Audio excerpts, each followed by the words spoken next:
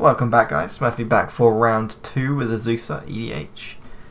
And this opening hand is a little bit iffy. We only have 3 lands. 3 lands is not a lot, so we're fairly likely to draw more. We have 50 left in the deck. And we do have Horn of Greed, which is one of our best cards in our deck, and we also have a Reclamation Sage to slow our opponent down and Harmonize. So we only really need to draw 1 more land, and this hand is pretty good. We've also got Beseiju. We should probably see what we're against. Marath. Okay, sure. So they're going to go Cavern of Souls. So Marath, for people that aren't aware, is a Naya commander, which says, when it enters the battlefield with a 1/1 counter on it equal to the amount of mana spent to cast it. And they can pay X and remove X 1/1 counters from it to put X 1/1 counters on target creature. It can't be 0, can deal X damage to target creature or player, or create an XX elemental, which is, again, how many counters have been removed and how much you paid. So they're going to play turn 1 Elvish Mystic, which means they can... Wait, this is Elf. And this is no. Okay, so they can't next turn play their commander. And we drew a Forest, which is good for us. We just play a Forest and pass. There's no reason to play the Beseiju because we want to use Beseiju as little as possible. So I think we'd rather just play Forests and hope we don't have to use that until later on. And typically Naya don't have too many counter spells. I can't think of any which are that good. And this Sylvan Library is going to be a good target for our Reclamation Sage. And this is what I was speaking about in the deck tech, where if you don't have a mana dork, then it feels pretty bad, because you just don't do anything for the first couple of turns, whereas you can play things like, or just any 2 mana accelerant, like Wild Growth or Secure Tribe Elder, but the problem is they don't accelerate you into Azusa. Like, you still just cast Azusa on turn 3 anyway, so it just feels really bad having 2 mana ones compared to 1, so I think we're better off just playing lots of 1 mana accelerants. Unfortunately we didn't have one, but that's fine.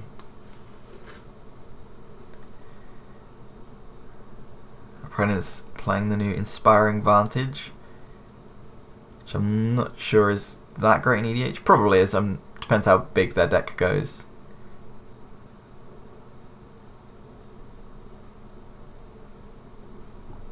Alright, we drew Gaia's Revenge. So we can just play Azusa, play 2 lands, or we can just slam this Sylvan Library and try and reduce our opponent's card advantage, which I actually think is better here. 1, 2, 3. So next time we could play Azusa. Well, we still want to play Azusa and Horn of Greed as quickly as possible.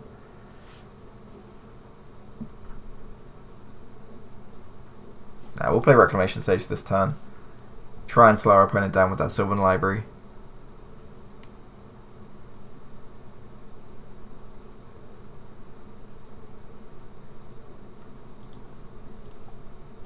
Oh, it targets the Sylvan Library for us, and obviously we want to blow it up, and we'll pass the turn back. It would be nice if we can cast Azusa and Horn of Greed in the same turn and like get some initial draws off the Horn of Greed, but it doesn't look like we're going to be able to do that anytime soon. Looks like our opponent is struggling for green at the minute. Or they would be if they didn't have the mana dorks.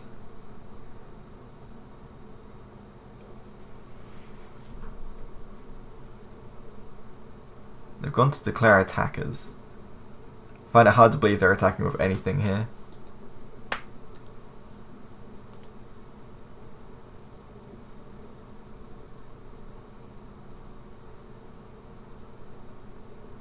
Let's get rid of the chat, try and make this a little bit bigger. And they've just gone back to their main phase 2. It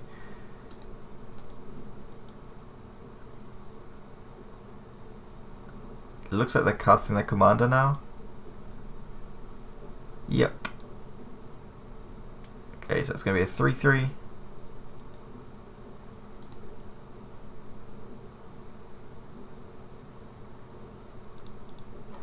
And it looks like we're just getting the turn passed back to us. Drew Emrakul, the Promised End. Emrakul was really good against Marath because we can just remove all the counters, do X damage to themselves, which would be sweet. So I think we just want to play Azusa, play 2 lands. Or we can alternatively just play a land, play Harmonize, or we could just play Horn of Greed and then play a land. I think we actually want to do that. Then next time we can play Azusa and go that way about it instead of playing Azusa first. We can just play Horn of Greed. It's also just generally harder to remove Horn of Greed from the battlefield. We'll play Beseiju because probably should have played a Sanctum earlier, so we could have an untapped forest here. But yeah, we're gonna play Beseiju because it's very unlikely we want to play anything. And yeah, we'll just pass the turn back. Oh, I guess we could. No, we can't attack. That's a 3/3.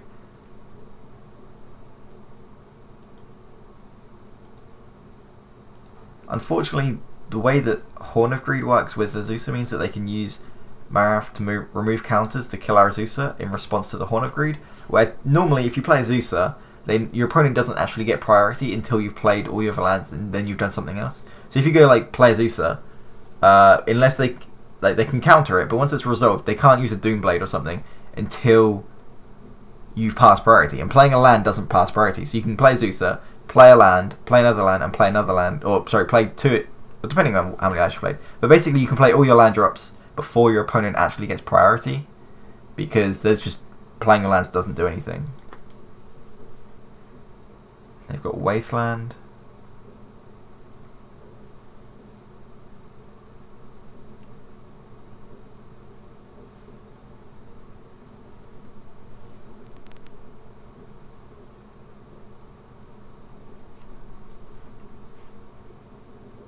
If they do choose to not blow up our Beseiju this turn, then we can always just use Crop Rotation in response to the Wasteland.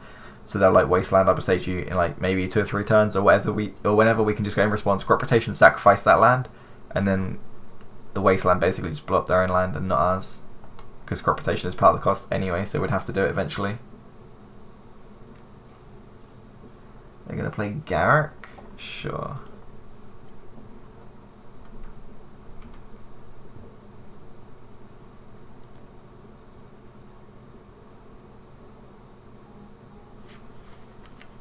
And then just going to untap the land, so now they have access to 4 mana again.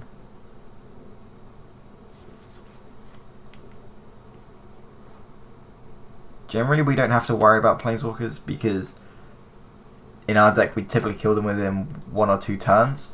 Not necessarily the first 2 turns, obviously, but like we normally just like Genesis Wave for a load and then use Create Hoof Trigger and kill your opponent in 1 turn, or play Emrakul and then just like completely destroy their side of the field by like using all their Planeswalkers poorly to kill their own guys and stuff. So we don't have to worry too much about this Garrick, and they're going to play Birthing Pod. So now they can start going up the chain. They can use Marath to, well, if they're going to do that, they'll do it after combat, right? They might as well get the 3 in. Alright, so just going to sacrifice a Mana Dork and go get a 2-drop. So they might be just getting like Secure a Tribe Elder, or they probably wouldn't do that. Probably want to get something with extra value.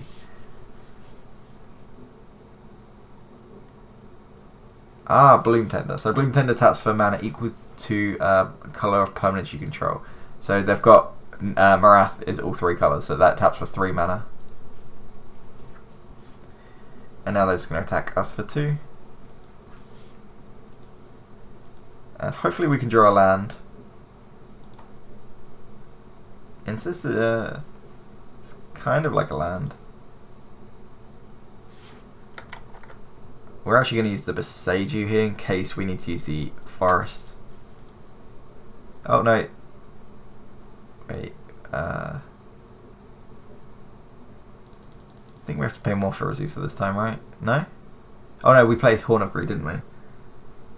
So we can play a land, draw a card, hopefully hit another land. No.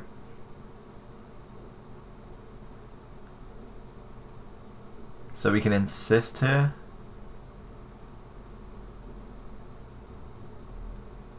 Do we have any other options? We can just go like Crop Rotation for something if we need to.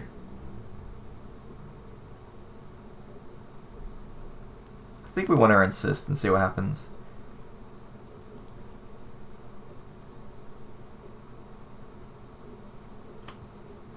It'd be really nice. Yeah, there we go. Forest exactly what we wanted.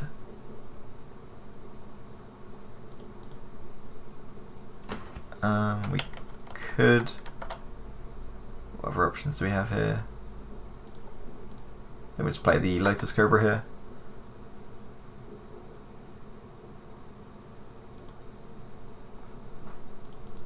Get both triggers. So Lotus Cobra, whenever I land into this battlefield, we get a mana of any color, and then Horn of Greed, so we draw a card. So what we can do now is sacrifice the forest with crop rotation, get a fetch land, trigger Lotus Cobra, fetch the fetch land to get a forest, trigger the Lotus Cobra again, so we'll have 1, 2, 3, 4 mana, I believe. Let's just make sure I don't mess this up. 1, 2, 3, 4, yeah. So we're going to go Float of Green, crop rotation. We'll get rid of the Beseiju, I think, just because we don't need to keep paying the life. They're not going to counter our spells.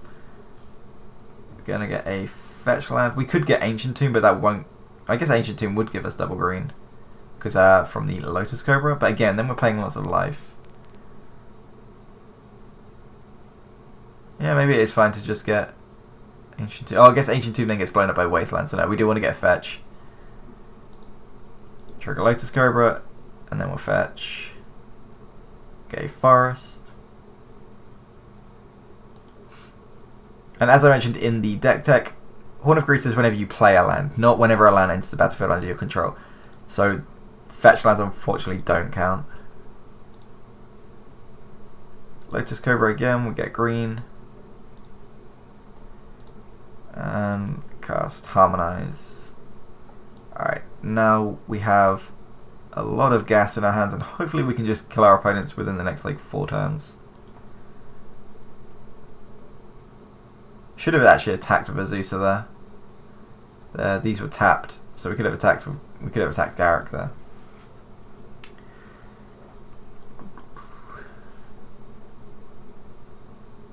So we've got 4 card types in our graveyard for 5, 6, 7, 8, 9, 10, 11. So we're getting pretty close to playing Emrakul. Next time, if we keep Azusa alive, we can just play Emrakul. Then we can sacrifice this to go get another Eldrazi. I don't know which one we would want. Probably an Ulamog. Also, if we draw Toother now, we probably just win, because we can just go get Toother now, get Avenger Zendikar, put Crater Hoof Behemoth in play as well, and then stack the triggers correctly, and then you get like 6, 7, 8, 9, 10, 11, 12, 13, 14. All our creatures get plus 14, plus 14. When it enters the battlefield, untap all creatures you control. Sure.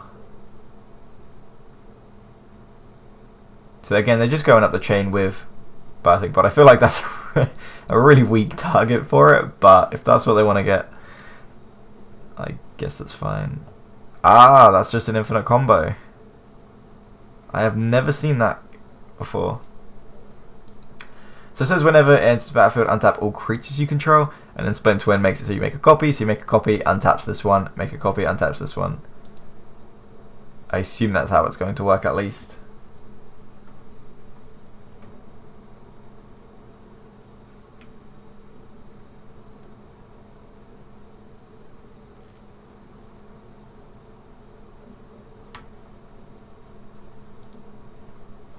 Our opponent hasn't said anything in chat. I'm pretty sure that does work, but I don't want to concede and then be missing something. Oh, it has Summoning Sickness.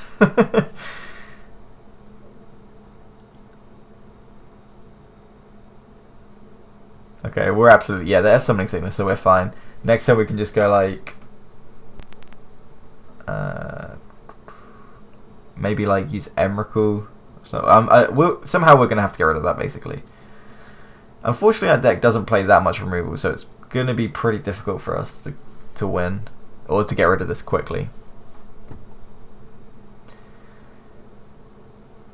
Gonna wasteland us. So all they're doing now is just gonna try and stop us from being able to win the game next turn. Because all they have to do is make sure we can't kill them or this combo, and then they win. So they're probably just gonna try and lock us out as much as they can. We do have like 4 draws if they can't kill Azusa, so we can play a land, draw a card, play a land, draw a card, play a land, draw a card, and get one for our draw for turn. So we do get to draw quite a few cards to hopefully get some interaction with this combo.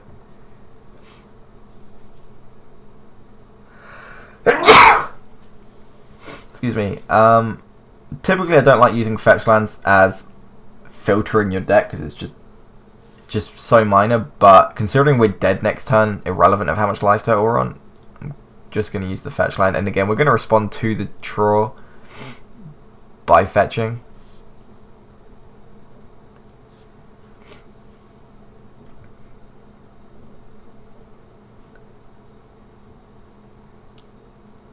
Okay, our opponent's got something. Swords to Plowshares. Well, that's annoying, but there's not too much we can do about that.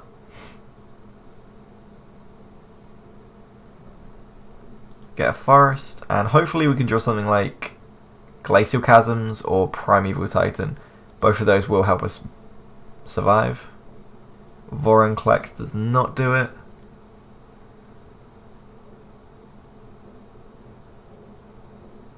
We have, so far we can play 11 for Emrakul, 7 and 4.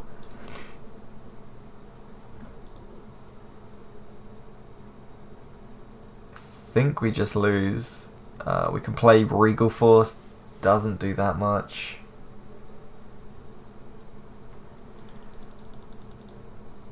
Our other option is to, oh no, we do have an out, so we still could draw Glacial Chasm. So we have to play Azusa,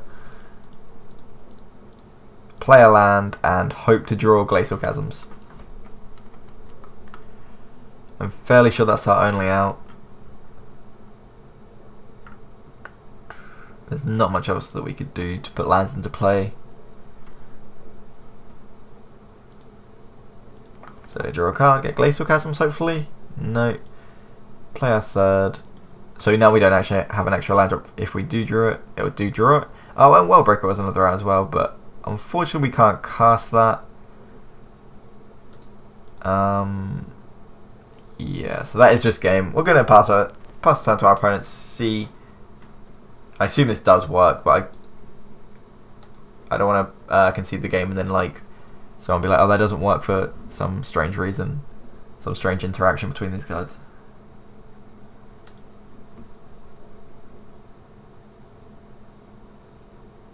I'm not a big fan of these Splinter Twin combos just because I think it's kind of boring in EDH, but this is like 1v1, so I guess it's fair game to do things like that.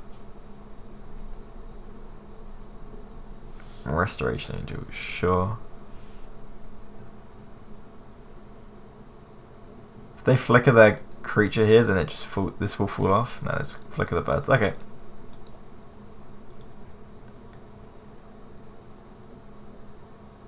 We can discard. We got a creature in our graveyard. Yes.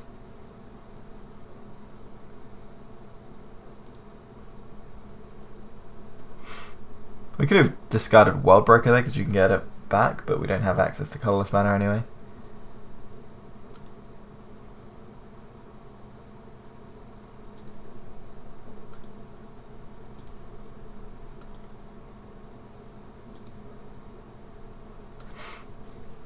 Just waiting for our opponent to make like 2 or 3 copies and then we'll just concede. Yep. Fair enough. Alright, on to the next game. Thanks for watching. Peace.